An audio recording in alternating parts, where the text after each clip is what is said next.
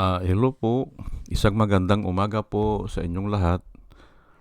Ngayon po ay 4 ng Marso 2025 at ang oras po dito sa Los Angeles, California ay alas 6:10 ng umaga. Araw po ngayon ng Martes.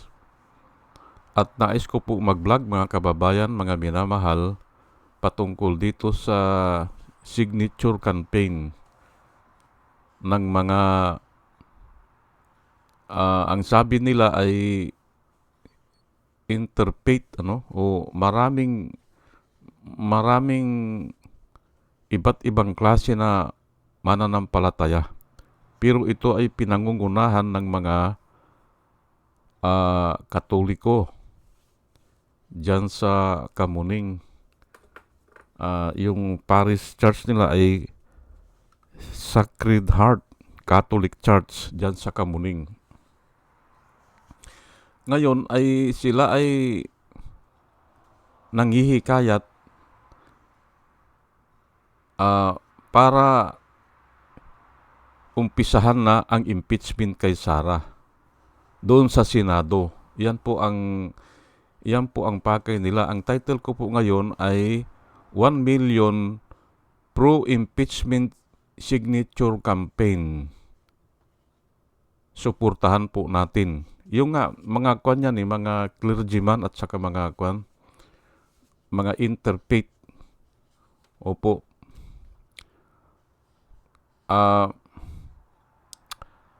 Aywan ko kung anong nangyari. Kahapon yun eh. Kahapon ay ngayon ay nagbukas ako ng balita ay nag-viral na po yung kahit saan ako pumunta ngayon na vlog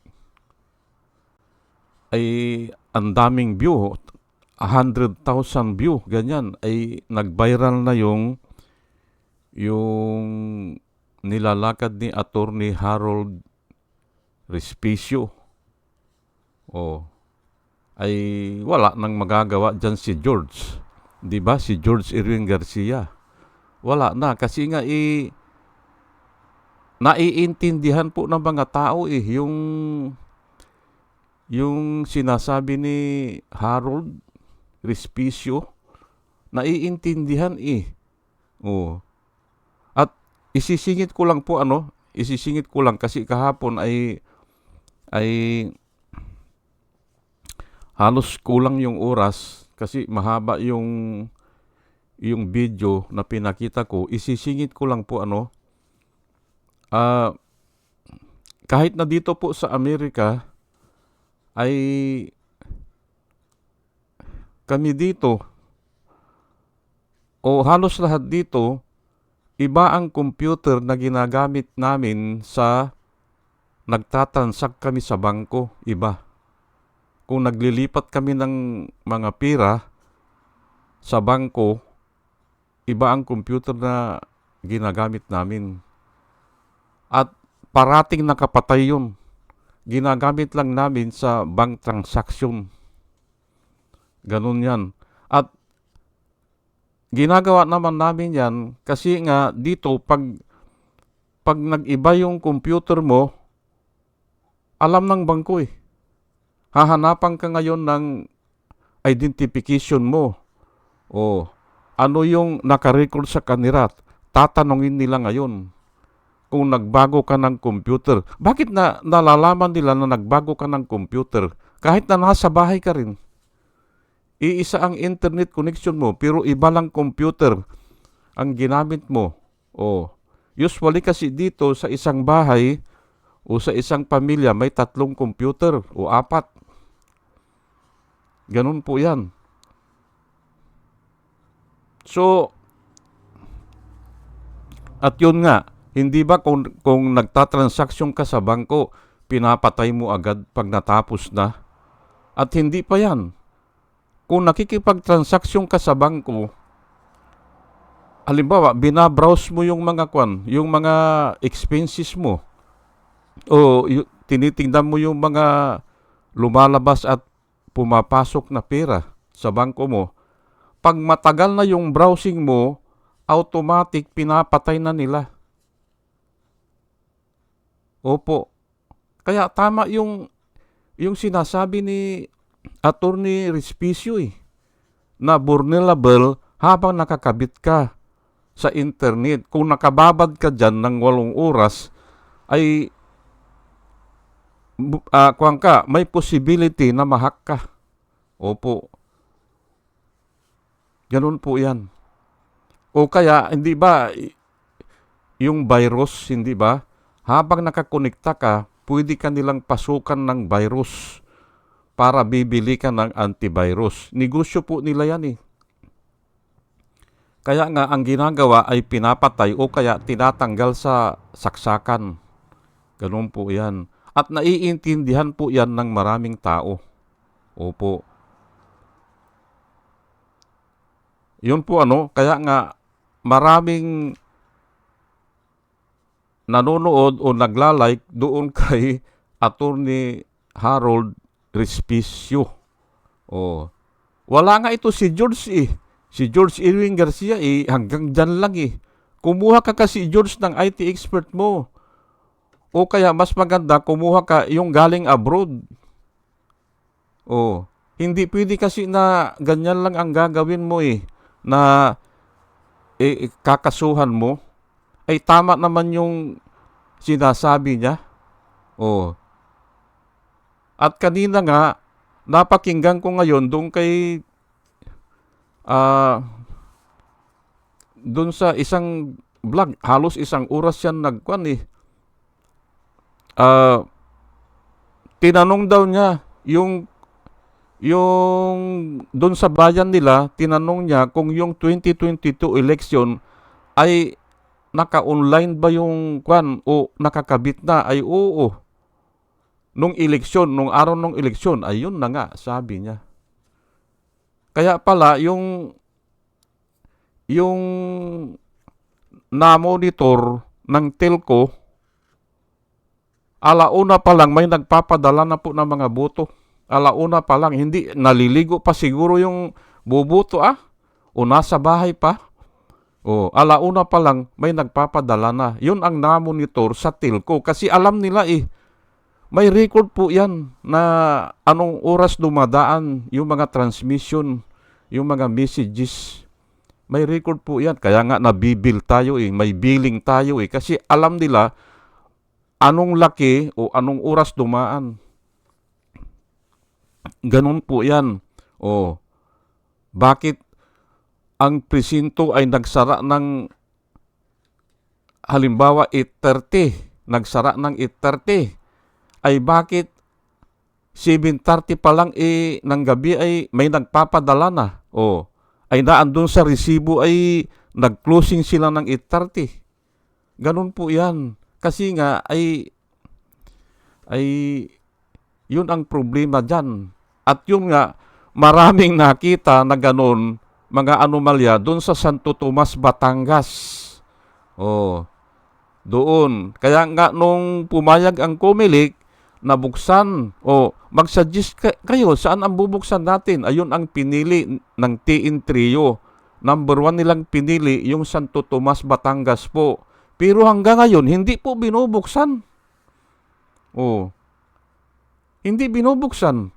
Puro ganyan, puro pangako, puro sige, pumili kayo ng 3 area na bubuksan natin. Kaya nga, kako ay talagang ang tao ay ayaw dyan sa ganyan Tignan na lang natin ang komposisyon ngayon ng Senado. Hindi ba? Ay dahil nga ganyan. Hindi pinili ng mga tao yan. Yung mga nakaupo dyan kasi nung 2019 po ay pinatay din nila ang server. Pinatay nila. Walang makita ang tao ng 7 oras. Walang makita. Ayan, si Bungo. Kwan na yan. Senador na yan. Si Bato de la Rosa. Si Bong Revilla. Si Lito Lapid. Si Aimee Marcos. Ayan, mga senador na yan. Hindi ba? Kasi nga pinatay nila ang ilaw. At ito namang 2022 election,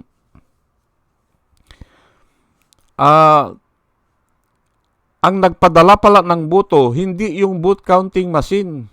Ang nagpadala ng boto ay yung IP address na na-identify na nakakonekta, yung computer nakakonekta doon sa Comelec. Na samantala ang alam natin, ang magpapadala ng boto ay yung mga vote counting machine.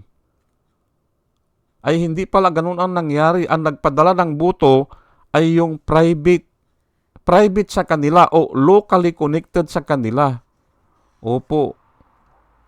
Yun ang nagpadala ng boto. Na 51% ng buong boto ng buong Pilipinas, 51% yun ang nagpadala. Kaya kung ang bumoto ay 55 million, ay siguro 51% nun, nasa 27 million. Ang nagpadala ng boto ay iisang machine lang, which is private dun sa kanila. Ay, yan po. Hindi ba?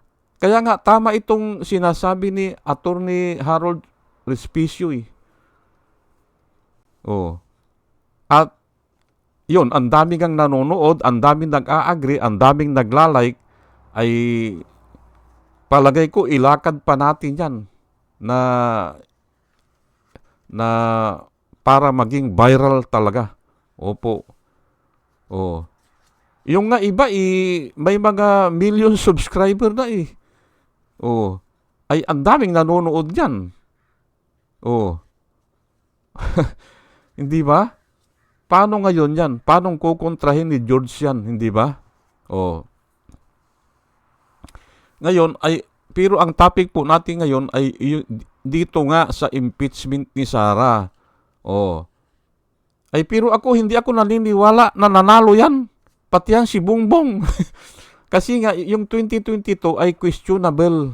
Questionable po talaga yon. Kaya lang, walang tayo magagawa kasi hawak nila lahat . Hawak nila ang judges, hawak nila ang commission election, hawak nila ang police, hindi ba? O NBI, hindi ba? Ay paano yan? Ganun po yan. Kaya ang pag-asa na lang natin ay ito, mag-ingay na lang tayo. Opo, sumama tayo sa campaign na itong 1 million pro-impeachment signature campaign. Suportahan po natin yan. At ito ay para maobliga yung Senado na buksan na nila. Opo, umpisahan na nila. Ay kung i-acquit nila, wala namang problema yun . Karapatan nila yun. Pero ang hindi nila karapatan, yung babawalan nila na buksan ang mga ebidensya. Yun ang hindi nila karapatan yan. Pag naandyan na, halimbawa, yung bank account, kailangan buksan yan para malaman ng mga tao. Ngayon, kung i-acquit nila, ay bahala sila. Basta may mga eleksyon naman o may Diyos naman nagaganti sa kanila, hindi ba? May Diyos Kahit na anong gawin nila, may Diyos pa rin. Hindi ba? At doon tayo manalig. Pero gagawin din natin ang dapat natin gawin. I-expose sila. Ganon. Ganon po yan. Pero bago po tayo magpatuloy ay nais ko munang batiin po ito mga sumusubaybay sa atin. Si Pussycat, si Doris May, salamat po sa inyong lahat. Antonino, si Ronel, si Ebi Compio, si Joey Valenzuela, third pangatlo, User NB, Parot, Pabs Naranja, Romel Solier, Padua Lloyd Travier, Andre Sanario, Jonah Canao, Rosana Kawili, Ber Orozco, Ernie Caliago, Christine Juranas, Digna Umali, Julie Antan, Jose Labier Niabot, Andy Gimpaw, User GH, RC Guillermo, Joseph Angelo, Mayra Midayna, Rafael Aquilato, Mayit Hinsyo, Dio Yanong, Bilya Laguinyo, Mr. Yang Tuy, Emilita Rua, Monica Dongsao, Richard Jamura, User KK, User XQ, Nelson Nukop, Salvacion Akisar, Sinaida San Andres, Joey Chavez, Ramon Jr. Rojas, El Villarreal, Rose Jack Norme, Arnel Araujo, Vicente Tablati, Sweet Potato, Coco Guid, Orly Nunez, Estrella Rumbano, Arian Mendoza, Nieves Olaveres, Aldrin Impalmado, Malaya Mendoza, Rolando Dordas, Mer Cabrera, Rolando Oliver Mamon ng Lapas Iloilo, Ana Maria Aldisimo, Eli Casli, Maria Rivera, Marudaan, Manuel Diwa, Arvin Silot, Mila Coamag, Chicken Farmers TV, Online Picolio, Prico Mo Obriac, Concepcion Barsi, at saka si Bobby P. Salamat po sa inyong lahat. At ito naman po ang mga vloggers na nire-recommenda ko po sa inyo na ating panoorin at suportahan. Ito po sila si Michael Apasible Bulletin, Attorney Insurrecto, Bunyog Pagkakaisa, Vlogcaster Armandin, Engineer Toto Kaosing, Aling Marie, Mr. Sa Totoo Lang To, Christian Isgira, PMTGR Vloggers, The Action Man, Roja Pantors, Divina Apostol, CG Pichay, Kapihan ni Art at Ago, Demjus Journey, Kakamping, Ang Batas with Attorney Claire Castro, Waldi Carbonel, Attorney Silo Magno, at saka si Kristan. Ugaliin po natin na makinig sa kanila at marami po tayong matututunan at nakikita ko po na sila ay nagbablog para po sa bayan. O sige po at tayo ay tuloy-tuloy na sa ating discussion. Suportahan po natin itong signature campaign ng 1 million pro-impeachment signature campaign para i-impeach na ito si Sara dyan sa Senado. Opo, yan lang po ang tanging paraan o legal na paraan para may accountability. Opo. Ang Diyos po kasi ay yan ang itinuturo accountability. Opo, accountable ka kung ano man ang ginagawa mo. At ito nga ang isishare ko sa inyo, itong mga verse na ito, ay hindi tayo makakalusot sa Diyos. Pero nga, mas maganda kung ang mga tao ay ginugusto yan na may accountability talaga lahat. O nilalakad yan o nilalaban yan hanggang masugatan o hanggang kamatayan. I-account natin sila Ganun po yan At kung nakita naman ng Diyos siguro na ikaw ay gumagastos, ay ikaw ay nahihirapan o nagmamarcha o nasusugatan, ay maaawa sa iyo ang Diyos Kisa dun sa wala kang ginagawa, nananalangin ka lang na dapat ay accountable sila. Hindi po ganun Pag nakita ng Diyos na madami na talaga ang umiiyak, marami na ang lumalakad, marami na ang nagsasakripisyo ng mga oras nila para dyan sa campaign na yan, o yung iba, nagbibigay na ng pundo dyan O, yun po, madaling gumalaw ang kamay ng Panginoon. Yun po ang nilalakad ko po sa inyo na madali namang intindihin yan Hindi ba? Romans 4:12, so then, each of us shall give account of himself to God. Ayan po accountability po ang itinuturo ng Biblia. Kaya nga ang Biblia po kasi parang pinapangaralan ka na ano man ang gawin mo ay mayroong Diyos na sisingil sa iyo. Pero kung minsan kasi ay yung Diyos ay ginagamit yung tao para isuplong ka.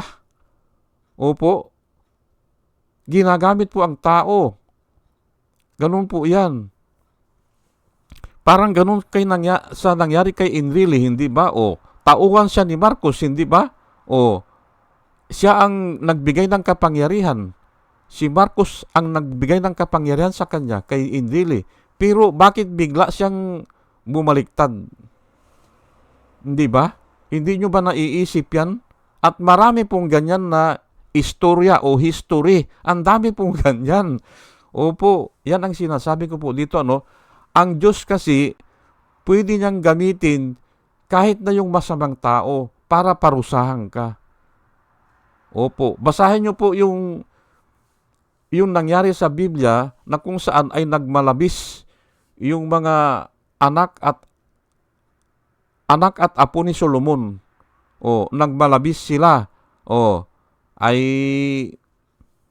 sobra ang korupsyon. Ano ang ginawa ng Panginoon? Pinalakas niya ng pinalakas yung Babylonian para salakayin ang Israel. At doon pinutulan sila ng dila, tainga at saka ilong. Pinugutan din sila ng ulo. Ayun po kaparusahan yun sa kanila kasi nga nagmataas sila. Nagagamit po ng Panginoon kahit na yung pinakapusakal, nagagamit po yan. Proverbs 27 verse 17, as iron sharpen iron, so one man sharpens another.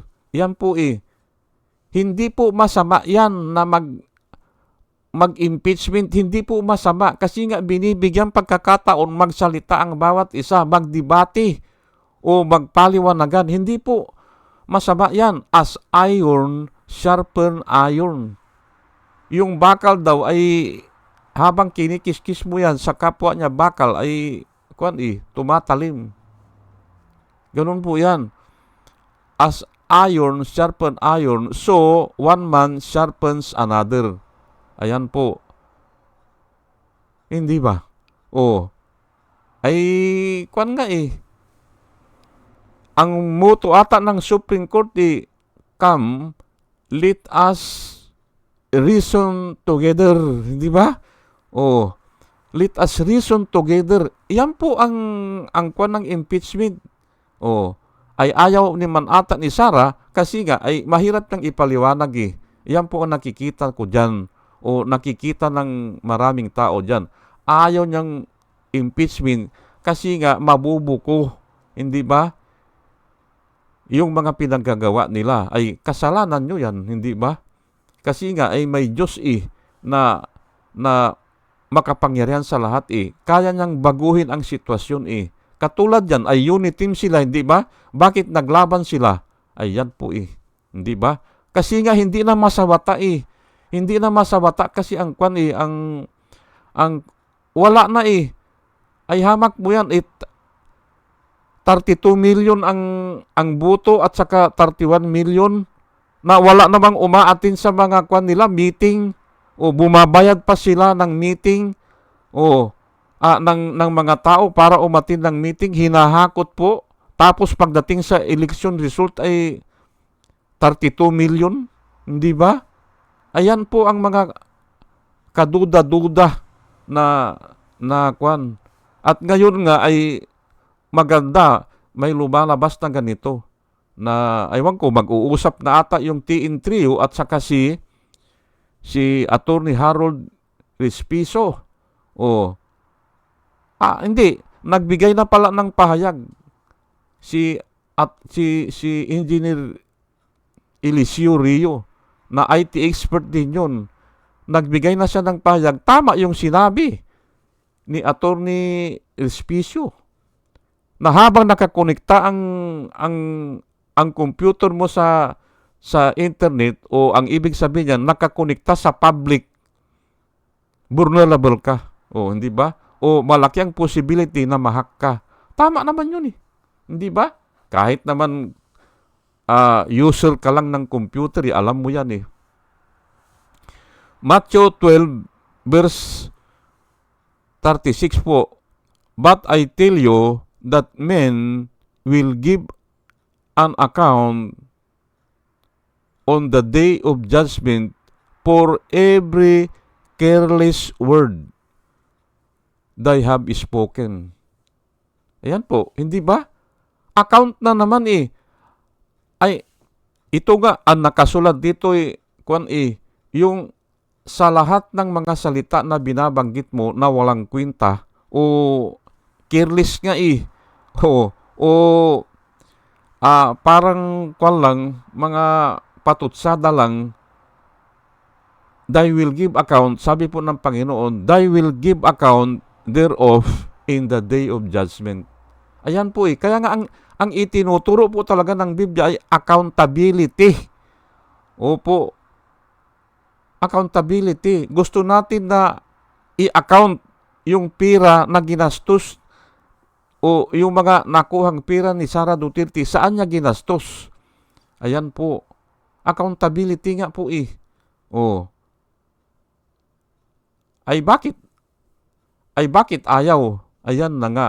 Lumalabas ngayon na tama din ang Biblia na they do not want to come to light because they are afraid their deeds, yung evil deeds yan eh, will be exposed. Ayan po. Wala na pong tatalo sa Biblia eh. Kumplito po yan eh. Opo, kaya yan po ang ginagamit ko.